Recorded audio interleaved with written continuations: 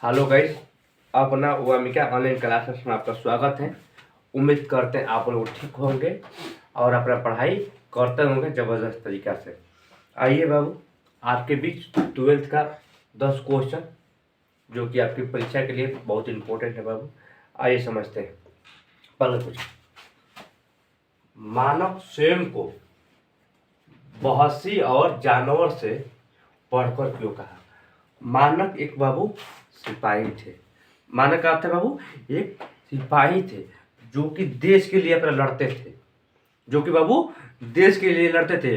जो दुश्मन के जब मारते थे ना बाबू, जब दुश्मन के मारते थे एक बहुसी एकदम मेरा मुंह माया के एक जानवर की तरह देखते हैं बाबू। कभी कभी जानवर एक दूसरे से लड़ते हैं ना, देखते अपना जीने की परवाह नहीं करते। इसी तरह मानव भी स्वयं को बहुसी और जानवर से बढ़कर क्यों कहा? इसलिए कहा बाबू कि जो देश की लड़ते हैं ना, जान के भी परवाह नहीं करते थे। इसका लिखा जाएगा कैसे बाबू? तो मानव स्वयं जानवर से बहुसी से बढ़कर इसलिए कहा, क्यों कहा? इसलिए कहा क्योंकि मानव जब लड़ते थे ना बाबू, जब दुश्मन को मारते थे तो एकदम जानवर की तरह मारते थे। आइए नेक्स्ट क्वेश्चन। जहां भय है वहां मेधा नहीं हो सकती है, क्यों? भय मतलब बाबू, भय मतलब होता है डर। भय मतलब होता है बाबू डर। अगर जहां आपका डर होगा वहां आप अपना हुनर को नहीं दिखला सकते। तो बाबू क्वेश्चन लिखेंगे कि जहां भय है वहां मेधा नहीं हो सकते, क्यों? कि जहां भय होगा बाबू, जहां भय होगा आप वहां बस वहां उस काम के मेधा नहीं होता कि मेधा किए, मेधे टाइप का होगा बाबू। लेकिन उस काम को करने के लिए, अपना हुनर को दिखलाने के लिए भय को हटाना पड़ेगा, तभी हम लोग अपना मेधा को पूरा कर सकते हैं। आइए बाबू समझते हैं अगला क्वेश्चन।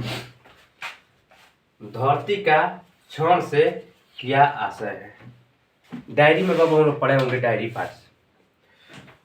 धरती के क्षण के अर्थ यह है बाबू, आशय यह है कि जब धरती पर शब्द और वाक्य मान शब्द और अर्थ का मिलन होता है, उसी को हम लोग धरती का क्षण कहते हैं। जैसे कि बाबू जब डायरी लिखते समय हम लोगों का जब शब्द लिखते थे तो वाक कम हो जाता था। जब वाक सोचल शक्ति अधिक होता थी तो लिखने के लिए डायरी कम हो जाती थी। इसीलिए जब दोनों का मिलान होता है बाबू, उसी को हम लोग कहते हैं धरती का क्षण। अगला क्वेश्चन। प्यार का इशारा और क्रोध का दुधारा क्या तात्पर्य है? देखिए बाबू,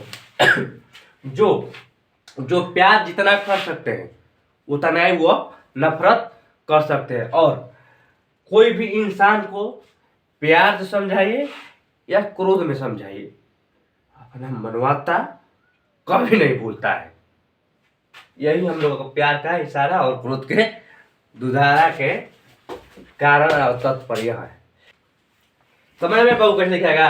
प्यार के इशारा का और क्रोध के दुधारा के तात्पर्य यह है कि कोई इंसान जब समझाने की कोशिश करता है तो प्यार से या क्रोध से यही नहीं समझा सकते हैं बाबू। तो जैसे समझाएंगे वो इंसान अपना मनवाता मतलब कि मान्यता नहीं भुलाएगा, वो अपना जो उसका करना है वो करेगा। लेकिन इसमें और एक बात है बाबू, जो जितना प्यार करता है उतना ही नफरत करता है। अगला क्वेश्चन बाबू, हृदय की बात का क्या अर्थ है? हृदय के बात का अर्थ यह है कि जब हमारा व्याकुल मन नींद के पल खोजती है तो हम लोगों के भीतर से आवाज आती है, नहीं अभी आपको सोना नहीं है, अभी आपको संघर्ष करना है, जागिए और संघर्ष कीजिए और लड़िए। अगला क्वेश्चन बाबू, अगला क्वेश्चन। तुलसी ने अपने किन दुर्गुणों का बखान किया है? देखो बाबू, दुर्गुण मतलब होता है बाबू गुण। तुलसी ने अपने किन दुर्गुणों का बखान किया है? तुलसी ने अपना इस गुण को बखान किए हैं सीता माँ से कि हे माँ, मैं दीनता दरिद्रता हूँ, मैं तो दरिद्र हूँ माँ, मेरे को खाने का एक वक्त का रोटी नहीं है माँ। प्रभु से कह देना माँ कि आप ही के नाम लेके, श्री राम के नामे लेके मेरा एक वक्त का रोटी चलता है, मेरा एक दिन कटता है, तो माँ प्रभु के नाम से ही कटता है, न कि हमारा दीनता दरिद्रता में। यही बखान हम किए थे, कवि ने, तुलसीदास ने यही बखान किए थे।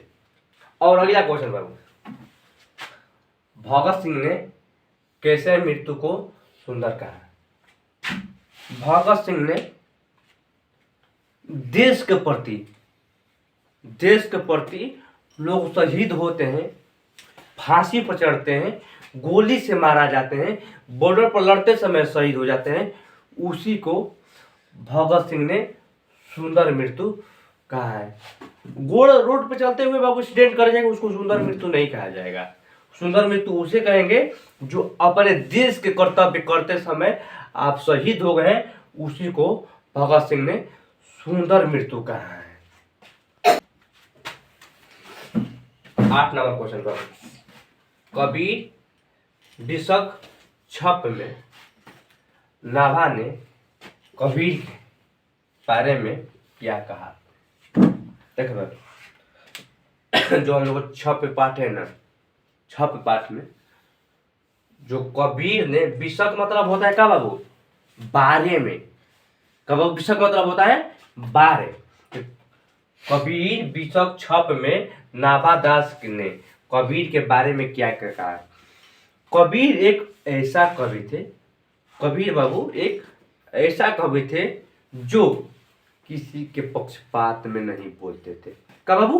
किसी के पक्षपात में नहीं बोलते थे, किसी के मुंह देखौल भी बात नहीं करते थे, और जातिवाद भी नहीं करते थे।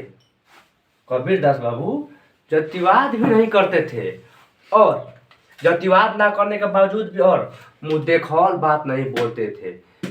जो बोलते थे सबके हित के बात बोलते थे। हित मतलब बाबू सबके मन के बात बोलते थे, न उसके बाद से कोई के दुख होता था, न कोई का सुख होता था, न किसी का लगता था, क्योंकि सबके एक समान समझते थे।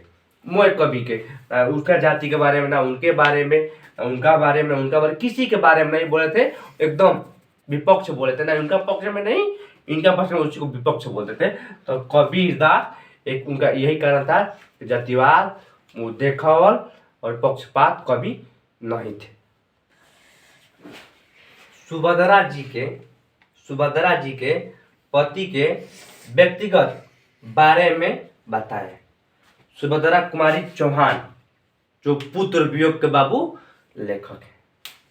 सुभद्रा जी के पति का नाम लक्ष्मण ठाकुर सिंह चौहान था, ये बात बाबू। उसके बाद इसका व्यक्तिगत बारे में मतलब कि लक्ष्मण ठाकुर के बारे में हमको बताना है, एकदम बाबू समझते हैं। आइए अपना भाषण। जो लक्ष्मण ठाकुर थे वह एक सैनिक थे, वह बाबू सैनिक थे, जो कि अपना हर एक कर्तव्य देश के लिए करते थे, अपना हर एक काम देश के निछावर पे अपना कर दिए थे। जो कि वह एक ऐसा सिपाही थे कि उठी सूटी अपना देशी के बारे में हमेशा बात करते थे। जो कि सुभद्रा कुमारी चौहान का पति लक्ष्मण ठाकुर थे, वह एक सैनिक था, वह एक सैनिक था।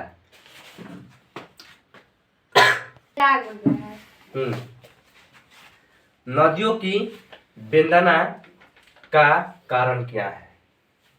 एकदम बाबू आइए समझते हैं अपना भाषा में। नदियों के वेदना के कारण यह है कि जब मनुष्य संघर्ष करते हैं, जब बाबू मनुष्य संघर्ष करते हैं, संघर्ष करते समय मनुष्य को कितना दुख परेशानियों से झेलना पड़ता है ना बाबू। उसी आवाज को नदियों की वेदना का है। जब नदियां संघर्ष करती हैं, जब नदियां संघर्ष करती हैं बाबू, तो कितना दुख, कितना समस्याओं से लड़ते हुई आगे की ओर बढ़ती हैं। जब नदियाँ बढ़ती हैं तब बाबू कितना बड़े बड़े गड्ढा, बड़े बड़े पहाड़, बड़े बड़े चट्टानों से टकराने के बावजूद भी नदियाँ एक आगे की ओर बढ़ती हैं। इसी तरह मनुष्य भी बाबू जब संघर्ष करते हैं ना, जब मनुष्य भी संघर्ष करते समय कितना समस्या आती है, कितना परेशानियां आती हैं, उसके बाद वो संघर्ष करता है।